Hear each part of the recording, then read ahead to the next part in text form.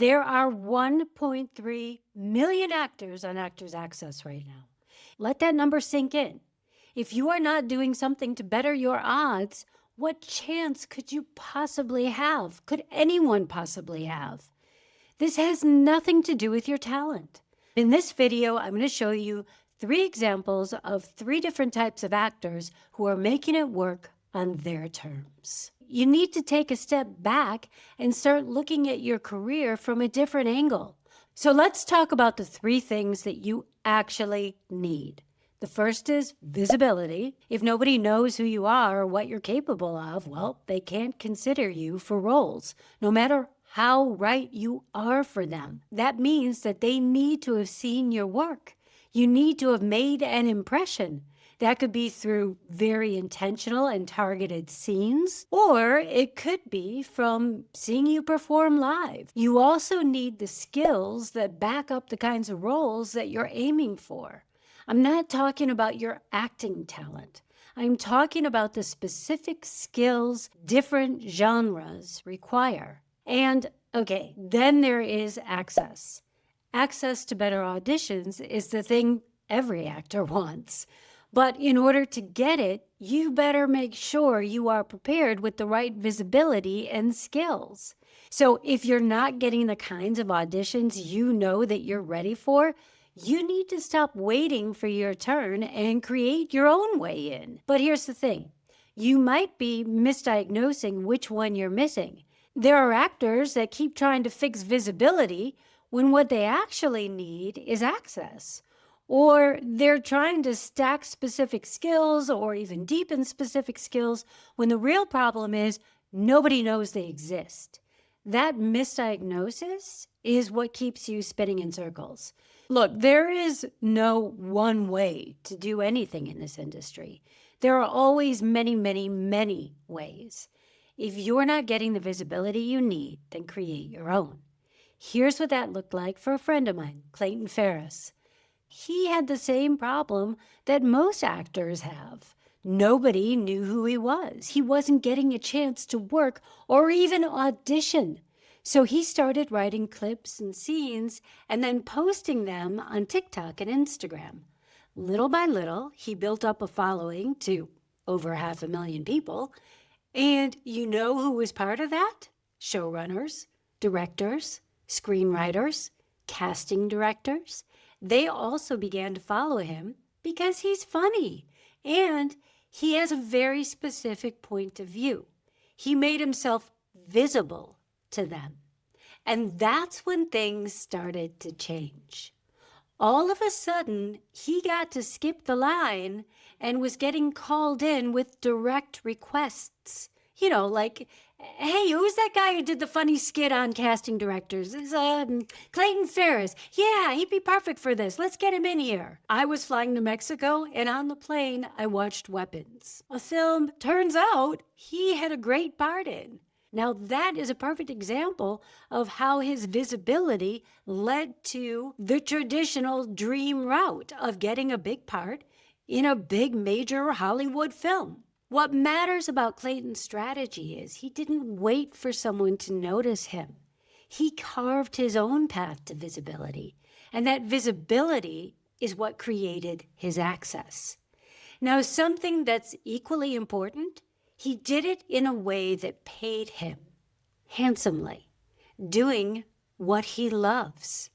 He started with 0 access. He built visibility and then he got access, which led to more visibility and income. And that's how it compounds. This industry, it is a ravenous beast. It'll take your time, your money, your energy, your identity, and give you just enough back to keep you coming back for more. An audition, a meeting, a callback, a tiny crack of hope. And a lot of actors mistake those dopamine hits for progress. If you are not willing to look at this relationship honestly, if you still believe loyalty, patience, or suffering earns access, this business isn't for you. Because access is never given out of fairness. It is created through leverage. And leverage doesn't always start with access, unless, of course, you're a Nepo baby. And let's face it, you wouldn't be watching this video if you were. So for the rest of us, access starts with visibility and the ability to keep yourself in the game long enough to actually build it. The old story was that, you're either booking roles or you're waiting tables. There was nothing in between. But honestly, that middle ground is where the sanity is. If you have some weird, specific obsession like vintage clothing, lean into it. Stop waiting for someone to cast you in Bridgerton to show off that you know how to move in a corset. Start a series where you're selling those vintage pieces, but do it as a character. Or write a 30-second scene for the dress. Now you're not just actor number 402 in a database. You're the person who already lives in that world. You're making a few bucks, and you're staying sharp. You're giving casting directors a reason to say, "Oh yeah, vintage girl, she's perfect for this." It's not a side hustle. It's building a world where you lead before anyone else gives you permission. If it doesn't give you acting proof or access to people who hire, then forget it. This isn't about starting some random side business. It's about using your skills and interests to make a living as an actor as you build your career. Pick something that actually moves your acting career forward and puts you in control while you earn. You start invisible, sure, everybody does. But then you build visibility, access, and income.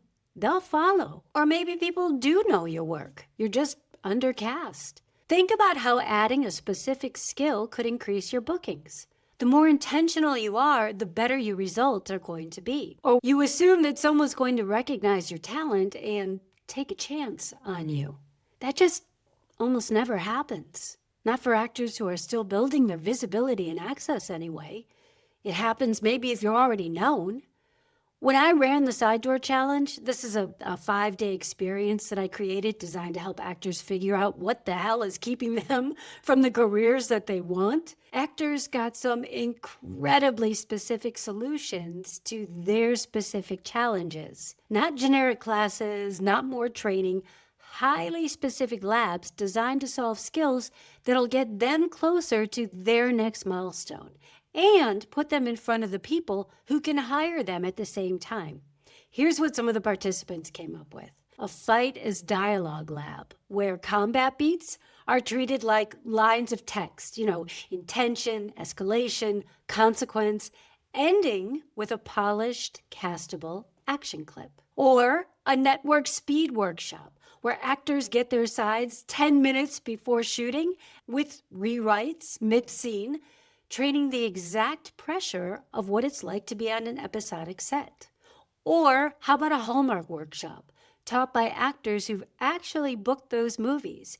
By the way, if you want to join my next challenge, I'll put the link in the show notes below. So here's what you need to figure out. What's keeping you blocked? What's actually missing from your strategy? A lot of actors spend years and thousands of dollars fixing things that aren't even broken.